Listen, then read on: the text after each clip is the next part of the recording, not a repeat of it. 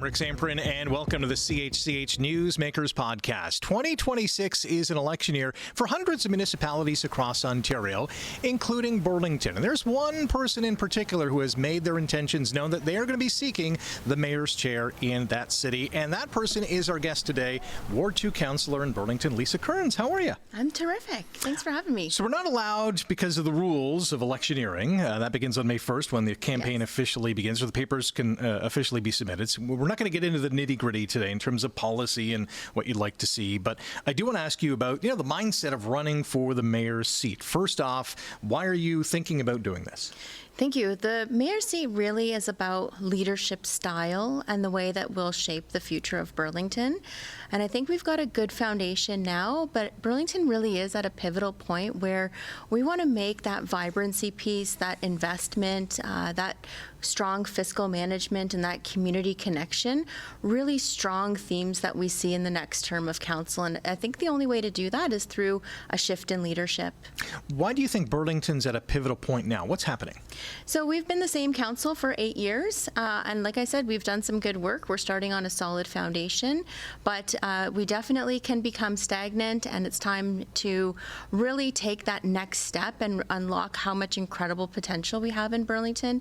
It's a city that is absolutely adored by all of its residents and businesses, but we're starting to lose touch with how people are living their lives on a daily way, and we're starting to lose touch with really reaching and grasping for what our true potential can be unlocked in. So are you seeing signs in terms of losing touch, like signs where you're not connecting with residents, or things aren't going the way that the constituents want to see? Yeah, unfortunately we are seeing that. So this last cycle of council, we saw that a couple times over, in fact. So I put a call out to bring our community survey back to council, to the public's purview, and that's really the report card that council receives on how well we're doing every 2 years. And that was kind of buried back in a 2025 information package. So we're losing touch there. We did two consultancy engagements just to figure out a path forward with our Burlington Economic Development and Tourism. So a little bit of kind of back and forth, and caused a little bit of tension with our key stakeholders that are really driving that economic vibrancy and tourism in our community. And then I called for a review of if lobbyists can sit on our advisory committees. And that's just in one cycle of committee. So that's really talking about the vibrancy, our economy, our trust and accountability, transparency, and as well, mostly bringing our community voice to the forefront, which we did do with our refreshed engagement charter that's kind of a handful of years behind schedule. What have you heard from people in the community, whether they're but whether they're ratepayers and they're working, moms and dads and teenagers trying to make, a living in a world that has grown increasingly cost inefficient for many people, the business people, business leaders, those entrepreneurs who are starting businesses. What are you hearing from them? Yeah, certainly some pressures across our broad community, but what I'm hearing is that they're looking for a voice of simple leadership. So action-oriented, simple thinking, results-focused.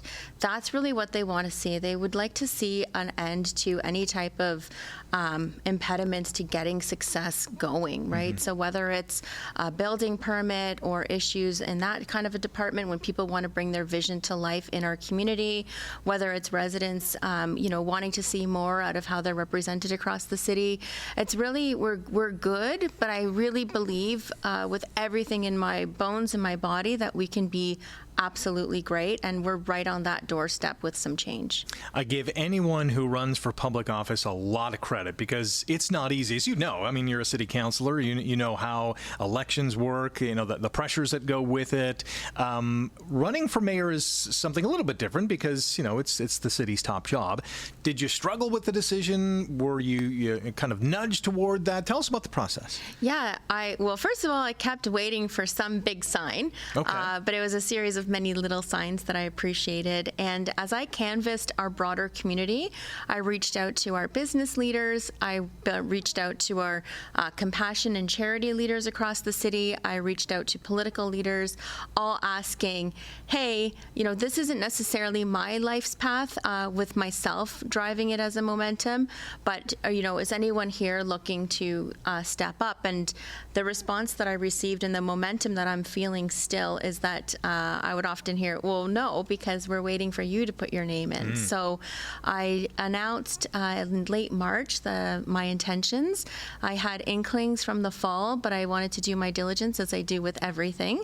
And really it became crystal clear that the momentum across the community was really that they were behind me to move this forward to the next stage. So it's actually a very calm process for me. It feels very calm, very positive, and really engaging, and that I'm already grateful for. Yeah, you just spoke about feeling those inklings in the fall. What did that feel like? What was that inner voice saying? Yeah, again, it was really the community voice. It was, people bubbling up around the conversations around the budget, which I did not approve 2 years in a row.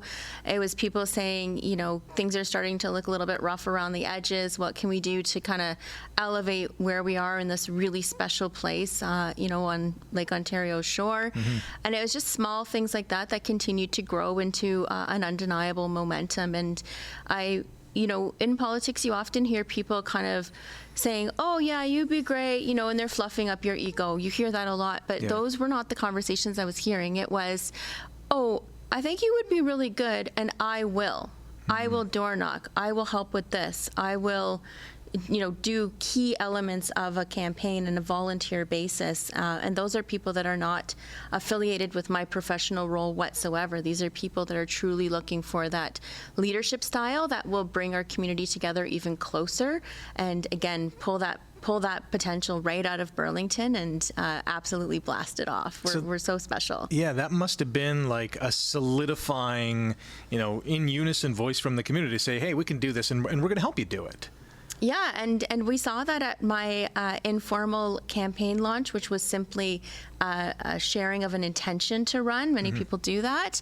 And I had only put the word out, to a handful of people, and I ended up having, 60 plus people show up in Civic Square to stand behind me when I shared my intentions and aspirations. And even that, not using social media, not using anything in print, not spending one penny, all of that was really amazing. So when I turned around and saw, everyone standing behind me, from seniors to youth to students to some family. I didn't want to fluff it full of family. I didn't bring in any. I didn't bring in any fillers. And when I turned around, I got choked up a little bit looking at the faces that were really believing in the aspiration that we're bringing forward. So it really is like in all of my campaigns, it's a campaign, for Burlington, by Burlington. It's really the people that are driving it. Yeah. Most people don't run for public office, and they have no idea how a campaign works. They see, politicians knocking on doors or leaving, pamphlets at their door or in their mailbox, whatever the case is. What is it like?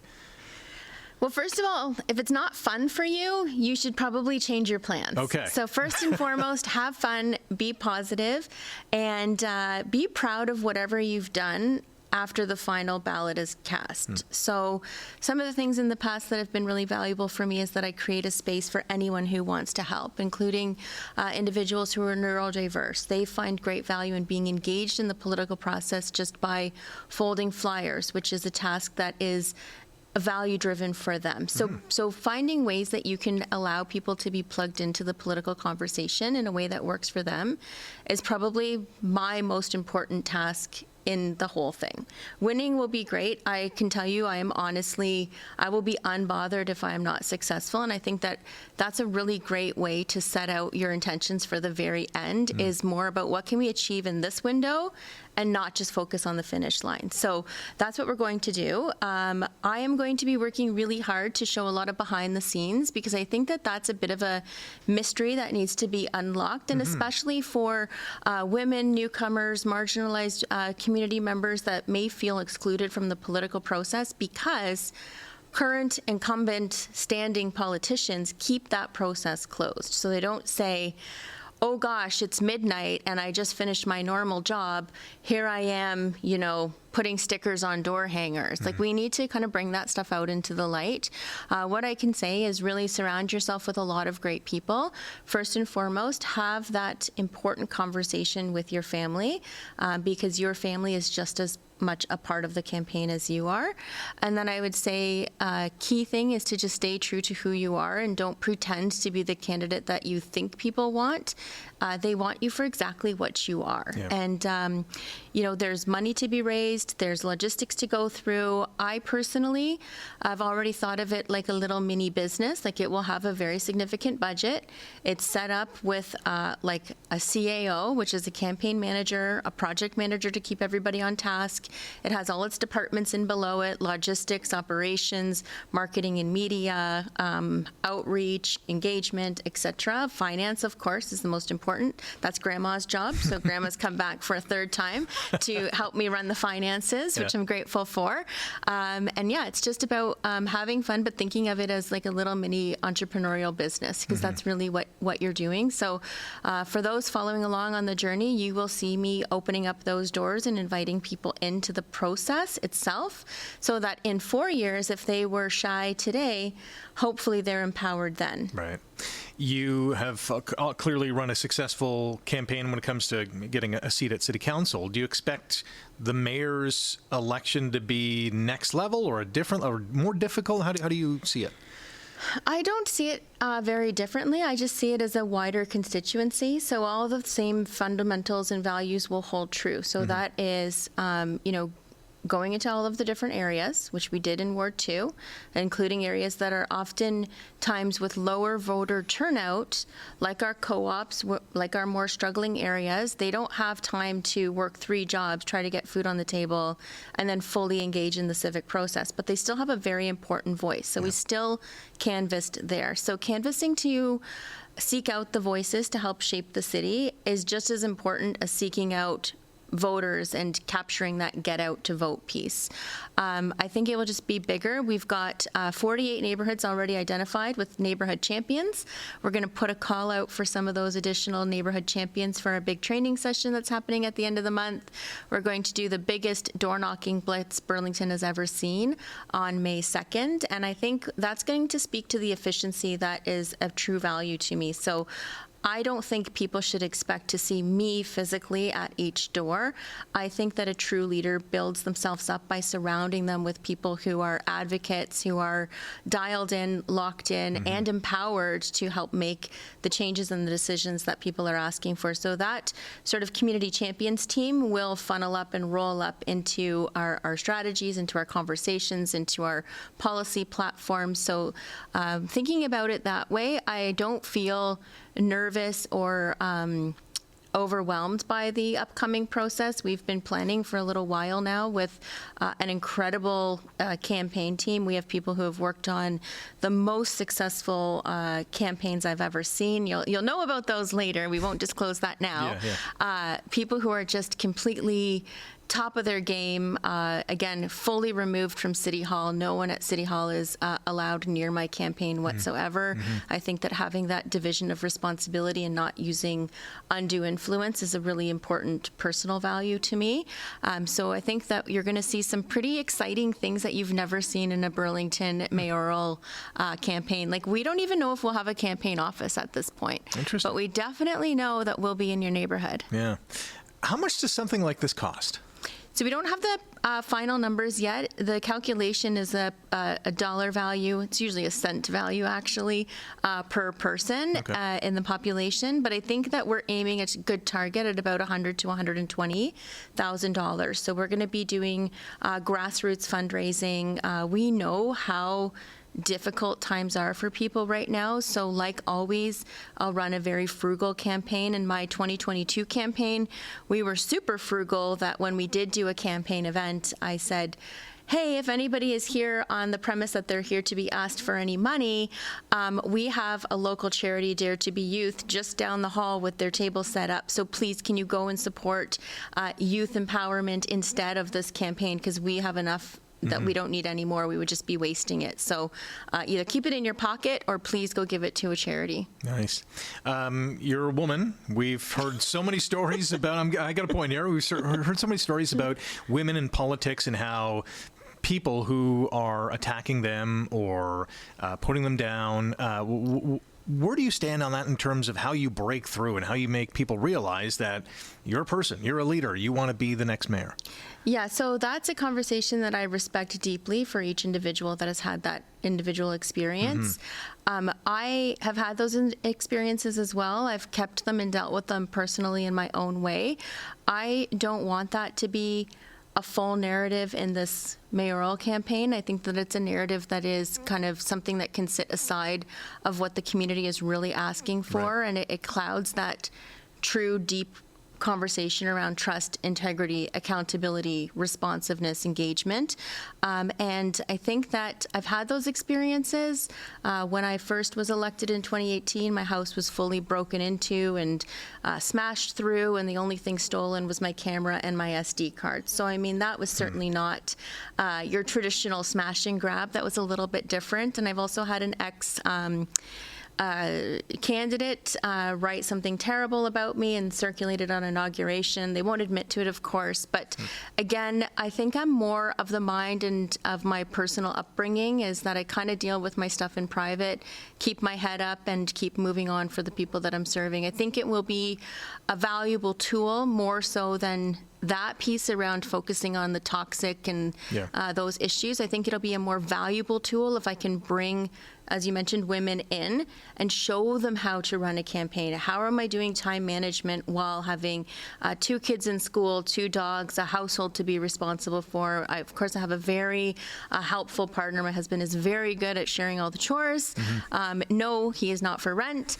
And, I have a very good balance like that where everybody in the household pulls their own weight and their responsibilities. But I really want to focus on showing women in particular. And in 2017, I even hosted with a group that we started, Engaged Citizens of Burlington, how to actually run. No one was breaking that down to say, you need to have this much support in place. Right. If you don't have it, you need to ask for it. You need to kind of cultivate those relationships. So I think, like I said earlier, breaking down the barriers and the doors of what does a campaign look like, and at least showing people a playbook or a path will give more value to the next slate, which I was always leaving Ward 2 no matter what. I was making room for the next voice. My office is ready. Everything's up to date, ready to hand it over. And I think creating the right conditions for the next folks behind us is really the true testament of a leader. When it comes to the next person in Ward 2, what advice do you have for them? Always keep your ears open. The Ward 2 community is definitely an engaged community, which I'm proud to have cultivated. We do things like monthly community update meetings, which is Q&A and a presentation, so everyone is hearing what each other is thinking. I think we get better solutions when we speak with each other. We do walking tours where people learn really well when they're in the context of what you're discussing, particularly when it comes to planning and development. And my social media is pretty point blank. So I always ask myself 3 things before I post. Is this actually mean anything to the people that I serve? Would they ought to not know this otherwise if they didn't find it through this resource? And is this really positive and uplifting for a business, a resident, an organization, or a community function? So I think that keeping those 3 things really key, and of course monthly newsletters, is going to be something that the residents have come to expect, and we'll need to see that in the next candidate. And that's why most politicians, they keep their mailing list really close and they own it almost like a client list. I've made mine a corporate asset, so it's been paid for by the city, the monthly subscription fee. So the new Ward 2 candidate will be able to merge both, or the new Ward 2 representative will be able to merge both all of the emails they achieved by canvassing and be able to take my list, the current list, merge those so that when it really comes down to serving the residents, they will still have a continuity of information. They don't need to have a transitional sign up, unsign, unsubscribe, Yeah. right? And again, that's a hallmark of mine, is just what is the most efficient. So abandoning that list and sending it over to the next person, I think is pretty selfish, selfless, and you don't see that very often. Makes for a much smoother transition. Yeah, and I would not say I was afforded the most smoothest transition. I had, barely a scrap of paper. So luckily I was able to put those business processes in really quickly, including a huge Excel list or a CRM type thing where we were able to track and close up constituent concerns. So the next person will be starting on a really solid foundation, and I'll be there, of course, whether elected or not, to help them transition into such an important role serving the community. You've mentioned family a couple times. What was their reaction to your decision to say, all right, I'm running for the mayor's chair? Were they thinking, ooh, this is a step up? Well, I have a son and a daughter. Yeah. We have, and my son is a teenager, so my response was, bet W mommy. So that's nice. He speaks that sometimes. He's a very refined and lovely gentleman, but when we're just in our casual talks, he's pretty funny. And my daughter's super proud, and I'm looking forward to showing her that especially women can achieve anything that they set their mind to, especially with amazing support wrapped around them. Do you see yourself as a role model in terms of being a woman politician that young girls can look up to say, hey, I want to do this too? Yeah, I don't know if I've ever given myself that label, but I do know I've had incredible interns come through my office, summer interns. They're all going off to amazing and highly credentialed programs in university right now. That's the path that they've chosen. I think it's just a way to show people that you don't have to change who you are to be in a different role. And you can stay true to your own values and just be a nice, kind person, but still achieve what you want to achieve. So I don't view a mayor as a huge deal. I don't view a counselor as a huge deal. I think at the end of the day, we're all really just people trying to do our best. So if I inspire any women or youth or anyone to try to be just a little bit better and achieve what they want to achieve and unlock a little bit more potential, that to me is a role model role that I would forever be so grateful for. What excites you about Burlington right now? Oh gosh, I love everything about Burlington. We're seeing some new businesses pop open. That's making me very excited and a little bit different. So we just opened up a Chinese kitchen in downtown Burlington. The cherry blossoms are coming. I checked on them yesterday, but they're not ready yet. We have a new waterfront festival, although my heart definitely is still with Sound of Music. But I'm open-minded. I can't wait to visit and see what the new offerings are. And the summer is a really special time. It's so vibrant and lots of action. We've got Movies by the Lake by the BIA. I was up in Lowville this last week and saw some of our amazing community connections there in the youth. And even if you just go up there and see the scenery in Mount Nemo, it's just something that will completely take your breath away. And you could be picking strawberries in minutes, which we did last year, and happened to stumble upon some of our awesome farmers up there. And backed by bees, we stopped in for a little bit of a meet, and that was pretty special. So Burlington comes alive in the summertime. So there's a lot happening, and I think even with the election coming up, we'll see even more of that momentum as we share things to do and places to go when the summer comes. Well, when the campaign officially begins, best of luck, and we'll be following along, obviously, and covering the election this fall. Thanks for joining us today. Thank you. All right, and a big thanks to the all-star cast behind the scenes of the Newsmakers podcast. You can click the thumbs up if you like today's episode. Hit subscribe, leave a comment as well. You can catch the Newsmakers podcast on chch.com/podcast and wherever you get your favorite podcasts.